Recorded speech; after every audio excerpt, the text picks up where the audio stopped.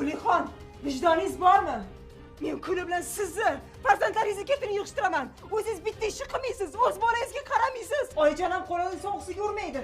Bir qo'llab hovli supuraman, ovqat qilaman, kir yuvaman. Men ham odamman. Ey, o'chir ovozingni. Kimga ovozing ko'tarib gapiryapsan sen, ha? Kaltaga yeging kelib qoldimi? Aslida ham shunaqa. Bolamni qo'lini kuyishiga shular sababchi. Qarab turinglar dedim. Sizlarmi? Menga aytgan ko'k somsa yeyman, manti yeyman, choy ichaman, shirinlik yeyman degan. Aslida birgina shu go'dagingga qarab turishni ham eplolmadinglar. Kim aybdor? Ey, o'chir ovozingni. O'chir ovozingni.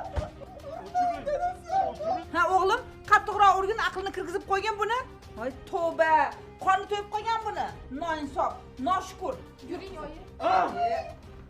Tiling chiqib qoldimi? Gapir yana. Gapir.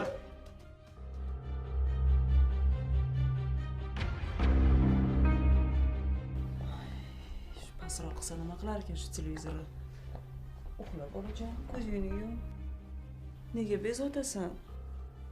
Ha? Bo'ldi. Dadasi, televizor ovozini pasaytirib yuboring, bolani uxlata olmayapman. Siz nima deysiz?